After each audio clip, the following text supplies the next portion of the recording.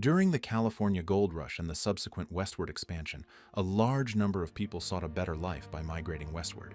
People generally refer to the most horrific story in westward travel lore as the Donner Party, the most notorious of these events, which culminated in individuals devouring one another. Thus, precisely what was the problem? Basically, everything. What went wrong during the Donner Party is what we'll be examining today. Before we start, don't forget to subscribe to Reality Threads channel and share with us who you would choose to eat in a dire situation. Now open those eyes. Something terrible is about to happen. The best time to go west was in April, more so around the middle of the month, when the weather was comfortable enough to support lengthy wagon rides. In addition to avoiding winter in the mountains and getting through before it became cold, leaving then would also mean avoiding the muddy spring terrain, which was hazardous for wheels. If the cattle became hungry, it also meant that the grass on the plains was high enough to feed them.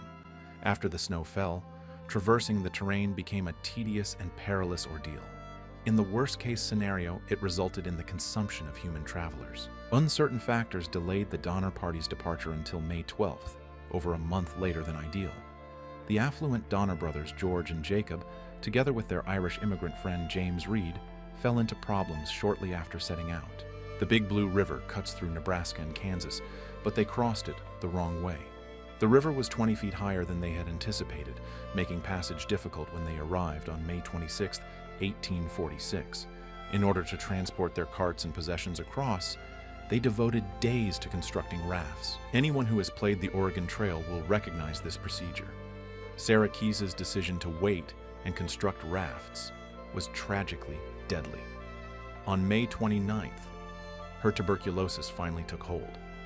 After waiting 2 days for the river to recede, the party could cross without suffering any additional harm or unexpected outbreaks of dysentery. Checking food supplies is a must before any road trip. The Donner family apparently didn't think this was important, or at least not to the same extent as having a place to keep their possessions. They had only enough food for 4 months when they left Independence, Missouri. If everything had gone as planned, they would have had enough food for the journey to California, barring a slight shortage at the end. The Donners were careful with their luggage because of the weight and space constraints on the wagon. Each individual brought only 75 pounds of meat and 150 pounds of grain. Even though food wasn't a top priority for the travelers anymore, their meals still included beans, rice, and cornmeal for variety and balance. The Donner Party was already 1 week behind schedule when they arrived at Fort Laramie, Wyoming in late June. Throughout their stay, they repeatedly encountered reminders about the Hastings Cutoff. Even though it was far from straightforward, this alleged bypass would cut the trip by 300 miles. The road was such that James Kleiman, who had been there with Lansford Hastings not long ago, cautioned James Reed not to set foot on it. He said it would be absolutely impossible with wagons. Kleiman warned them, the Donners should not risk their lives on Hastings Cutoff. They should continue along the traditional path. A few members of the party later regretted disregarding this advice. They gambled on the less trodden road. Regarding Lansford Hastings, I must say, this man was not very good. He fearlessly issued a booklet called Lansford Hastings Emigrant's Guide, which included his shortcut, modestly called Hastings Cutoff, and asserted that he had found a new way to California. His pitch? That's the quickest way to get to California. Hastings, in his role as a de facto California tourist bureaucrat, contributed to the widespread acceptance of the westward movement. It was a minor issue, but there was one. Before his guidebook became famous, Hastings had never actually gone down the road he had named for himself. Of the 2 individuals recorded as having traveled this path, he was the only one who did not use covered wagons to verify its accuracy. Hastings promised to show tourists the way through the Hastings Cutoff in order to sell his ill-researched guidebook. In an open letter to the Donner Party, he enthusiastically proposed that they embark on their journey with the Hastings of Hastings guidebook and Cutoff fame. The Donner Party would not refuse such a lucrative offer and had intended to rendezvous with him at Fort Bridger. They were only 2 weeks apart, so they never met. Nevertheless, they continued on without him, navigating an uncertain route to the west coast because Hastings' message seemed so assured and persuasive. Is there anything that could go wrong? The Hastings Cutoff was a perilous, uncharted, and difficult journey, as journalist Edward Bryant knew from personal experience. The women and children were his first worry. He knew the path the party was on was extremely dangerous, if not impossible, for them to safely complete. He conveyed his concerns in letters to the Donner Party, pleading with them to avoid the perilous shortcut and adhere to the established route. Unfortunately, no one ever got those letters. Bryant and Reed later accused James Bridger of purposely intercepting them. The proprietor, Bridger, would profit greatly if travelers using the Hastings cutoff stopped at Bridger Trading Post for restocking. For this reason, Bridger probably concealed the warnings against the route, yet was an outspoken supporter of it. "Hey, Jimmy, I hope that 30 cents for the tour was money well spent." A message he had left affixed to a wooden stake was discovered by the Donner Party when they reached the Wasatch Mountains, just outside the Great Salt Lake, part of Hastings' stupid cutoff. Leaving a note tied to a wooden post in the wilderness is a beneficial practice, according to etiquette. Hastings advised them against proceeding due to the poor quality of the route ahead.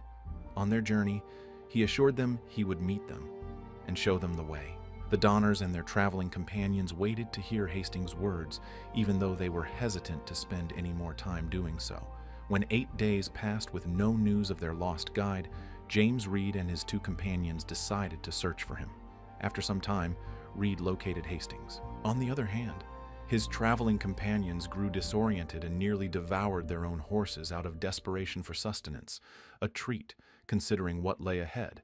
Hastings led Reed to a superior, though unnamed, route into the Wasatch Mountains. Reed went back to the group with the new path, even though Hastings had given them plenty of reasons not to trust him. It was horrible, which is not surprising.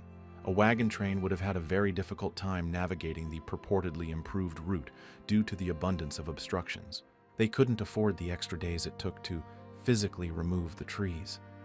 The party's slowest pace was 1.5 miles per day, compared to the typical pioneer's 15 miles. People still flocked to join them, even though they were an unruly, disorderly bunch of misfits. They multiplied their numbers at different points by adopting strays. Fort Bridger welcomed more immigrants in July. Following that, in August, the coincidentally titled Graves Party got in on the action as they were cutting through the Wasatch Mountains. Their troop reached 87 individuals with the Graves Party, placing a significant strain on already meager supplies. Even the Donners weren't ready for the difficulties of the Great Salt Lake Desert, as the heat made it difficult for the wagons to move. The weary travelers pounded the water supply to quench their thirst. An unanticipated rate of ration depletion occurred. They let some cattle die because they were too feeble to continue. Some people just up and bolted, claiming no. They were willing to risk death on the desert plains for the sake of an ox's better existence. If the oxen had simply taken one of the well-known routes to California, they most likely would not have perished. Humboldt Sink, a Nevada dry lake bed, provided the Donner Party with a welcome respite for a few days. Rest and food were vital for the cattle's survival on the upcoming trek. But everything changed one night when a local Native American group abducted 21 animals. For some reason, this kept coming up. They lost about 100 cows due to Native Americans shooting or stealing them while they were on their journey. Since they lost their cattle and the people who pulled the covered wagons, some were abandoned. The individuals forced to lug large sacks on foot took on the burden of transporting goods.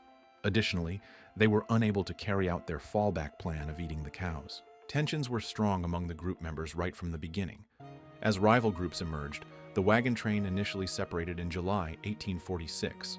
A handful foolishly ventured down the Hastings cutoff, while the majority adhered to the established path. Isolation and conflict in the Wasatch Mountains intensified tensions. The ill-fated shortcut was mostly attributed to James Reed. As the peril of the trek increased, so did the hunger and rage of the passengers. 2 carts became tangled up on October 5th. One of the drivers, John Snyder, started beating the oxen, a practice that James Reed strongly opposed. Much to his disappointment, Snyder disobeyed Reed's orders to stop. Reed stabbed him in the stomach, and Snyder was fatally wounded. Since there was no established legal system or prison nearby, the group had to impose their own brand of justice. While some proposed exiling Reed, others advocated hanging him. The second argument proved successful, leading to Reed's expulsion for the crime of killing a man over an ox. The group faced yet another setback 2 days after this episode. They left a 70-year-old man to die because he was too weak to continue. The Donner Party reached California, namely Alder Creek, by October 1846. It was beyond the state line, but still quite dangerous, being a part of the Sierra Nevada mountain range. The group received information that snow would not fall until November. An early snowstorm in October trapped them for months, seemingly a sign of unfavorable circumstances. The initial move wasn't to resort to cannibalism. They started by biting into cowhides and bones. The next materials they needed were oxhide, tree bark, and leather, which had previously served as the roof for their temporary dwellings. The toll of hunger and despair increased as the weeks passed. The stranded passengers had no choice but to consume the flesh of the dead. After the fact, some survivors said they had fought at first, but their bodies gave out from the harsh winter, and their instincts to survive took precedence. The first recorded instance of cannibalism involved the Forlorn Hope, a group of 17 individuals who set out on foot to seek aid. They ate their dead comrades to keep themselves alive after they got lost in the icy woods. The same tragic outcome played out in the temporary camps when families, too sick to hunt or travel, resorted to eating the corpses of their own members as a source of nourishment. Rescue did not arrive until February 1847, despite the party's confinement for months. In order to rescue those still alive, many rescue teams descended the dangerous snow-covered mountains. Although many of the original 87 members were too traumatized to talk about what they went through, only 48 made it out alive. James Reed, who had previously faced banishment, managed to return and save his family. Many others died in the mountains as well, including some Donner family members. Despite the best efforts of the survivors, the Donner Party remains a tragic tale in American history, marked by tragic decisions, terrible extremes of human survival, and catastrophic loss.